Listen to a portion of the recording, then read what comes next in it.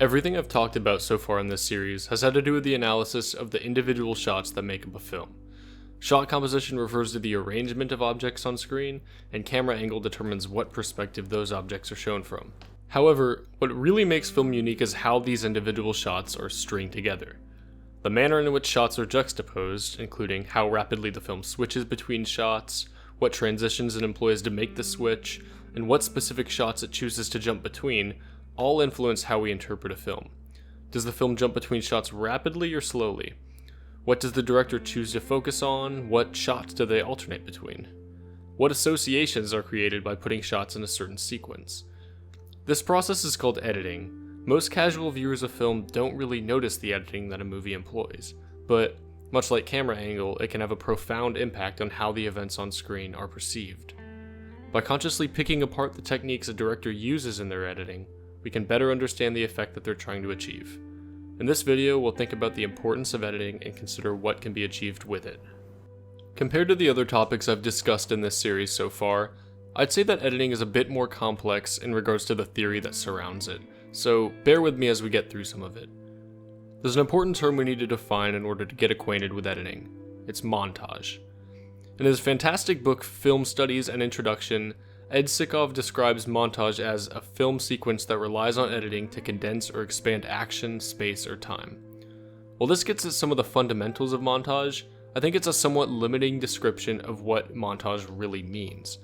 It provides us with a serviceable basic definition, but I think it will be helpful to go a bit beyond this. Eisenstein offers a definition that really expands on this basis to paint a clearer picture. In equating individual shots to characters in a hieroglyphic system of writing, he claims that the combination of two hieroglyphs of the simplest series is regarded not as their sum total, but as their product. In other words, a film is not simply all of the shots added together, but rather the product that they create when combined. Divided into its constituent parts, a film is like the individual letters of the alphabet. But when letters are combined, they become a word, something with an entirely different meaning in and of itself. The way these individual parts are assembled determines the effect that the film has. Now, this really complicates film analysis. We've spent some time talking about what happens within the shot, but the glue that holds these shots together determines how they build to a single, cohesive piece, the word that all of the letters combine to form. Some film theorists argue that montage is the defining characteristic of cinema, that a film without it isn't a film at all. Keep this idea in mind as we look at some sequences. The principles behind editing extend far beyond these, and there are lots of conflicting ideas about it, but those are ideas for another time. For now, let's try to get a handle on the fundamentals. Let's look at a few examples of particularly notable editing so that we can get familiar with its common uses in cinema and really understand montage theory. The manner in which shots are assembled in a scene lays the foundations for a director to incite emotions within the audience. To illustrate this, we'll take a look at Alfred Hitchcock's Psycho. Just as a warning, the sequence I'm about to show depicts some pretty graphic violence. It also contains spoilers, but this happens pretty early in the film. Pay attention to the speed with which the film transitions between shots.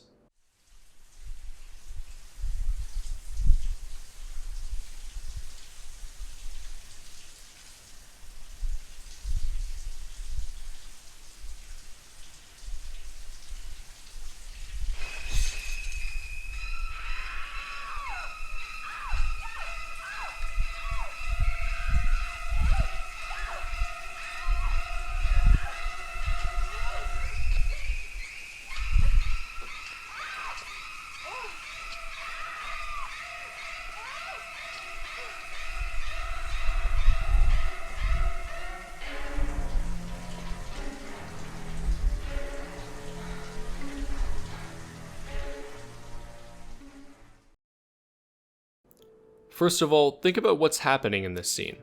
An unsuspecting woman is taking a shower when somebody sneaks up on her and brutally murders her. The sequence is striking, brief, and seemingly comes out of nowhere. One moment everything is calm and normal, and just like that, everything turns to chaos. Now think about how the film is edited before and after. Before the attack, shots remain on screen for a fairly long time. But when the attack begins, each individual shot is only shown for a fraction of a second. The contrast really helps to emphasize the events on screen and the emotions it evokes, illustrating just how sudden and savage the sequence is. This is one common usage of editing, to emphasize the emotions of what is happening on screen and to indicate a sudden shift in action. I also really like this example because the shots shown during the murder switch so rapidly that the viewer has almost no time to inspect each individual shot at all. It really drives home the fact that the content within the image isn't the only thing that matters, and that the shifts between the images are just as fundamental to the effect of a sequence. Let's check out another example. We'll look at a few brief sequences from David Fincher's Fight Club.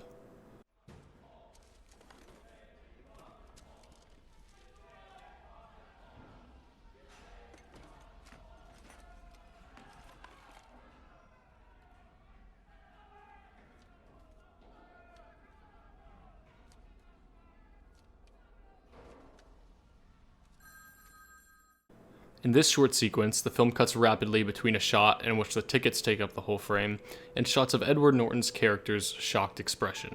This immediately works to establish the importance and strangeness associated with the tickets as the editing connects the tickets to his surprise. I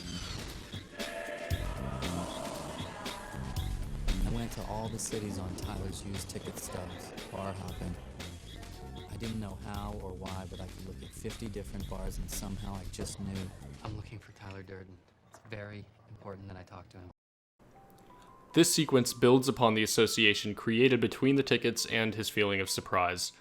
Notice how the film cuts between shots of planes landing, planes taking off, Norton running through airports, waving down taxis, and then it finally culminates with the character talking to some men in a bar. This sequence, though extremely brief, is very effective at demonstrating the feverish nature of Norton's travels. We don't see all of the specific places he goes, but the rapid cuts clue us into his frantic, rushed state of mind. We associate the planes with Norton's desperate actions and are able to infer that he's rushing all over the country.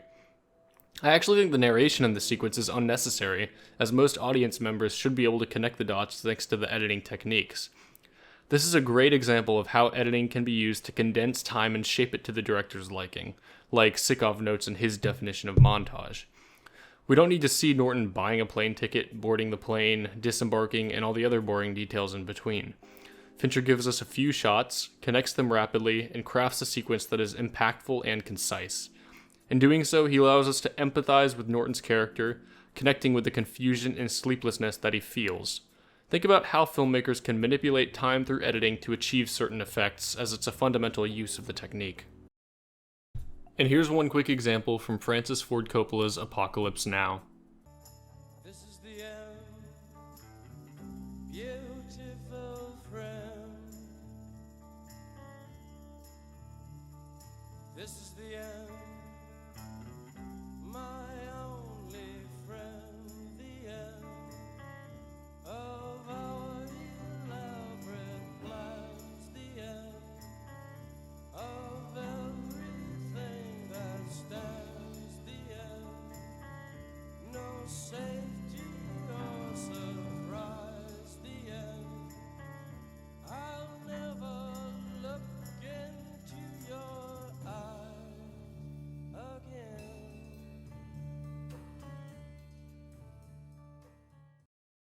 Notice how shots of a soldier's face are superimposed over scenes of war. We first see the battlefield, and then the soldier slowly fades into the frame. I chose this example because it demonstrates how editing can equate two distinct entities to illustrate some sort of connection or parallel between them. Because both images are shown together, the shot of the soldier connects with the battle to clue viewers into the association between the two, perhaps to illustrate how the battle is dominating the soldier's thoughts, or he's somehow inextricably linked to it. This sort of technique is pretty common in cinema, but it often takes different forms. It may not be two images faded together, but a series of quick shots spliced into a sequence. In thinking about editing, consider what specific entities a director chooses to connect in their film, and how their method of transitioning between the two entities establishes that connection. Like I said, I selected each of these sequences because they highlight something interesting and noteworthy that can be done with editing. Because it's such an important topic within film studies, it's really difficult to distill the fundamentals of editing down to a few examples, but the sequences I showed give a pretty good overview of some common uses of it. These include connecting viewers with the emotions of a sequence, condensing time to draw the viewer in and highlight key dynamics, and generating associations between entities. For time's sake, I didn't talk about specific techniques directors use to transition between shots, but that's a bit narrower of a topic that I'll discuss at a later point. Also keep in mind that editing isn't just a tool that filmmakers pull out when they want to impress whoever happens to be closely analyzing a particular sequence. It's the foundation of cinema itself. It ties shots, the basic unit of a movie, together throughout its entire runtime, not just in particularly interesting scenes. It influences the way we perceive a movie from start to finish, even when its effects aren't glaringly obvious. Keep this in mind when you're watching a film. Pay attention to how the filmmaker sequences shots throughout the entire piece. Think about what effects editing choices, even subtle ones, make on the viewer. Consider the overall style and feel of a film's editing in order to figure out what it's trying to tell you. I guarantee that when you start to become acclimated to keeping an eye on editing, it'll feel much more natural to analyze a film. Rather than just looking at isolated shots or sequences, you'll begin to notice how the different pieces of a movie come together into a single cohesive unit. To me, this is where film analysis really starts to make sense and feel natural. Editing is not only the intersection between shots, it's one of the most unique and critical elements of cinema. Thanks for watching.